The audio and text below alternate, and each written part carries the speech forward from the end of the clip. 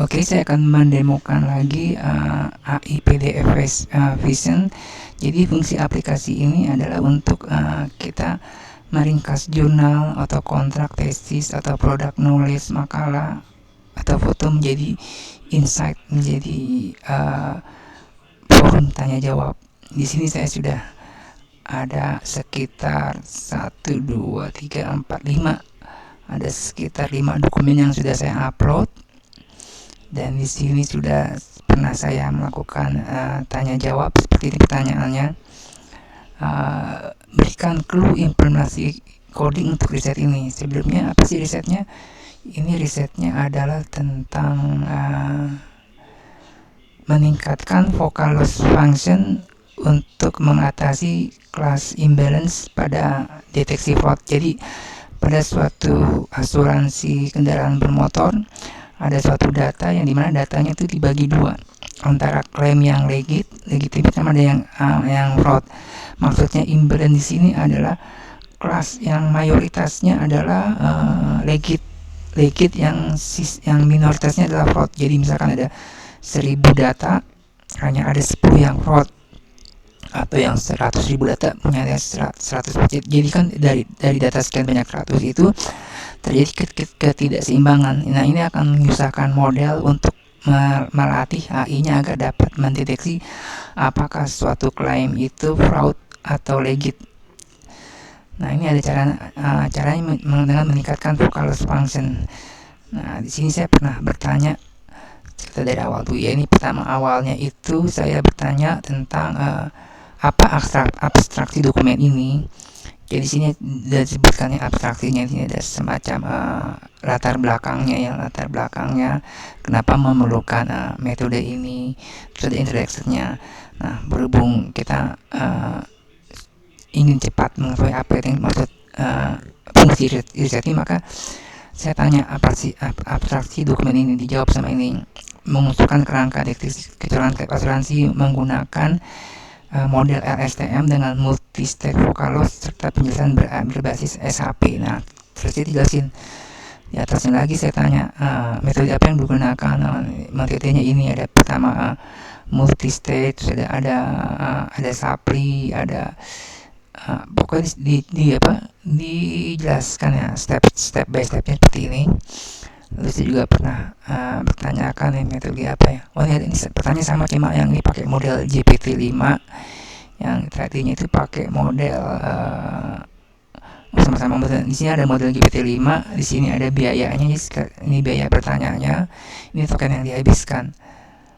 Oke, pertanyaan saya ulang 2 kali. Ini model pakai token 5 GPT-5. Nah, SHP itu apa? Saya nanya pakai model GPT-5, biayanya Rp473, token yang dihabiskan 3097. SHP adalah metode atribusi. Nah, ini di sini dijelaskan ya SHP metode apa yang digunakan untuk riset ini. Lalu saya juga tanya kenapa ada chi-square. Ternyata chi-square itu dipakai untuk mengukur keterkaitan antara variabel. Lalu saya juga pernah ditanya tentang jelaskan abstraksi pakai bahasa awam, pakai model GPT-5. Jadi ini lebih pakai bahasa awam nih, dia lebih membumi bahasanya. Inti masalahnya adalah kita ingin tahu bukan cuma apakah ini fraud, tapi juga kenapa model bilang ini fraud, kenapa klaim asuransi ini dibilang fraud. Analogi seperti pelatih tim yang bukan hanya menilai tim menang, tapi juga menilai kontribusi tiap pemain ya. Di sini dijelaskan juga ada rumus-rumusnya. Kita jelaskan arti vocal loss. Di sini biayanya Rp242. Terus saya juga bertanya tentang convex itu apa, lalu convex apa arti SHP untuk menghadapi ketidakseimbangan. Sama dia itu dijelaskan secara detail. Convex itu apa? Bayangin permukaan lembah berbentuk mangkuk mulus, dimanapun kamu melihat turun, kamu pasti sampai titik paling rendah. Di dalam training model optimasi convex, proses belajar yang stabil dan bisa diprediksi. Jadi saat pertama kita melatih sistem deteksi fraud, kita pakai cara belajar yang tenang dan stabil supaya model ngerti gambaran besar. Jadi kalau misalkan kita punya 1000 data, katakanlah 1000 data yang sebelumnya fraud, kita pakai yang 100 data dulu yang mayoritasnya adalah normal, yang legit ya. Fraudnya cukup 1 aja. Jadi Kalau misalkan kita punya 1000 data 10 fraudnya, kita kalau kita ngelatih yang 10 fraud 10 legit, modelnya itu akan nggak stabil, dia akan oleng, dia akan kebingungan. Jadi kita mulai dari yang mayoritas dulu, itu sebetulnya maksudnya convex.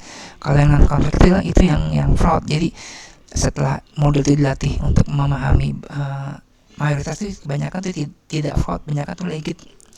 Maka setelah itu kita ajarin si modelnya bahwa ada sesuatu yang fraud bila memenuhi parameter seperti ini ya. Kita ajarin tuh si modelnya non convex istilahnya gitu. Begitu model sudah paras, maksudnya begitu model sudah stabil, kita kasih model belajar lebih agresif. Nah, semuanya itu semua materinya itu ada di sini. Cuma toolsnya ini memudahkan kita untuk memahami apa isi dalam PDF ini. Dijelaskan juga kenapa digabung dengan multistage. Urutannya convex dulu biar stabil, karena mayoritas dulu yang dilatih, lalu yang fraud biar dia peka terhadap fraud.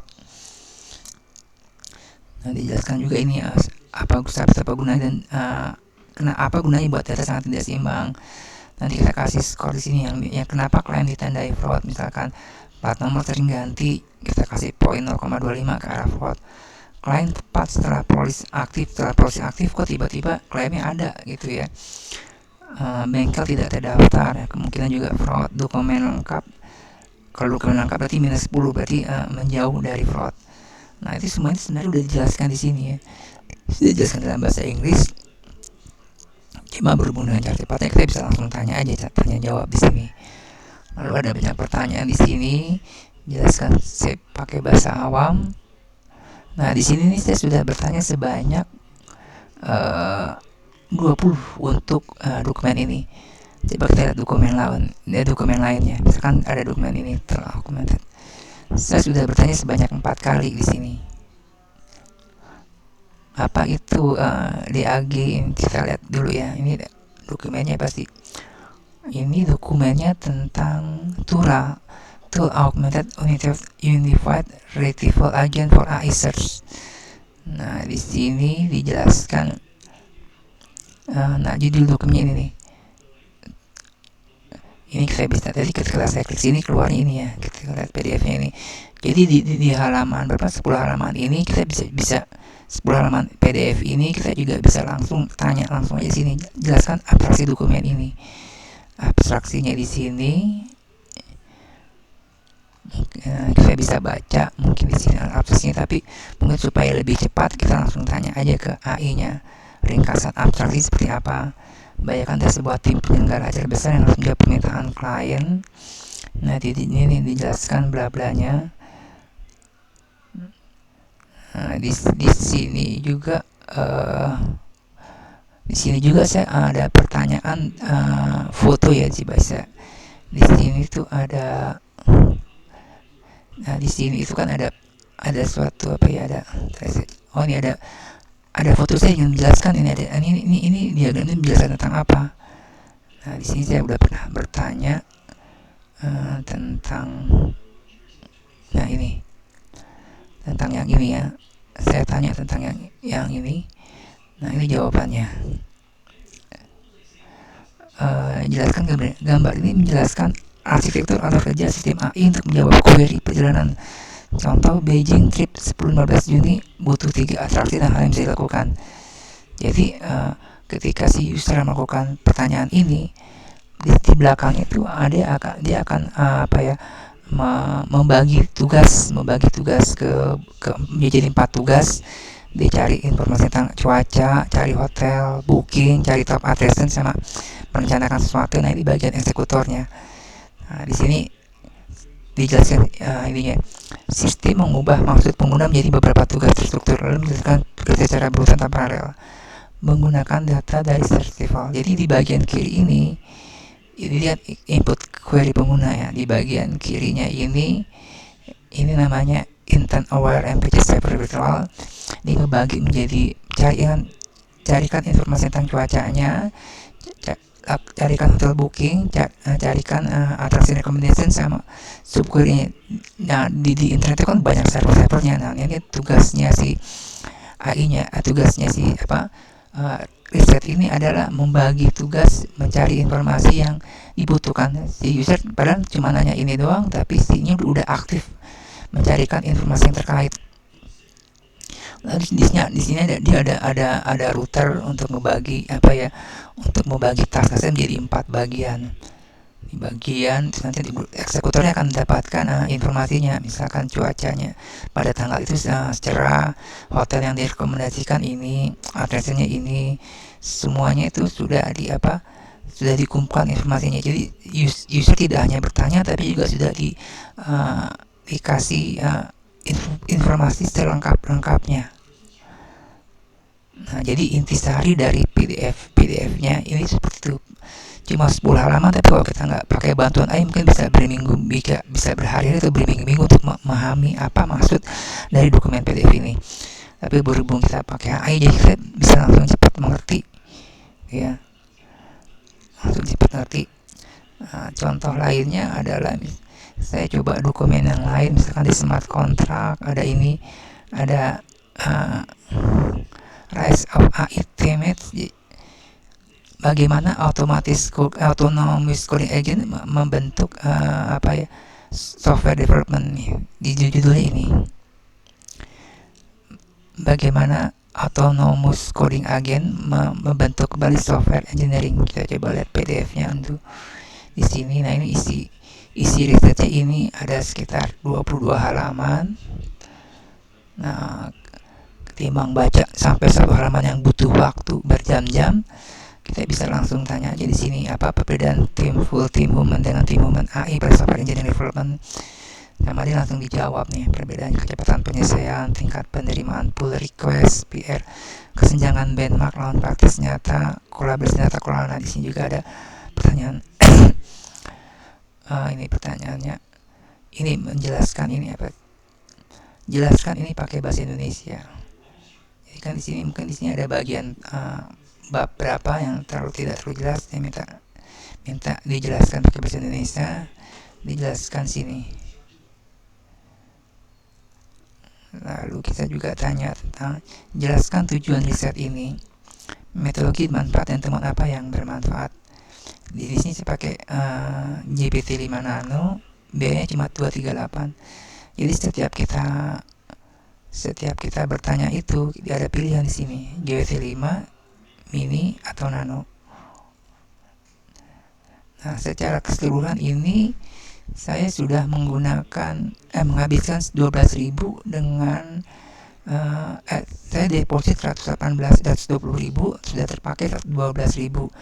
Dari 12.000 itu terdiri dari 40 kali pertanyaan. Kita bisa tanya 40 kali sepuasnya di sini. Nah, coba kita cari yang tadi yang belum, misalkan smart contract ya. Nah, smart contract itu apa? Saya tanya pakai GPT-5 Nano, jawabannya ini, biayanya cuma Rp83.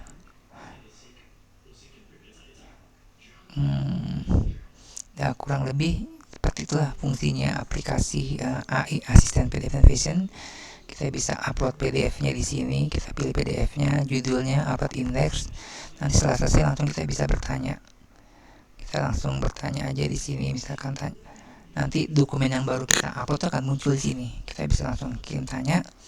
Nah, itu setiap pertanyaan akan disimpan historinya. Oke, kurang lebih seperti itu.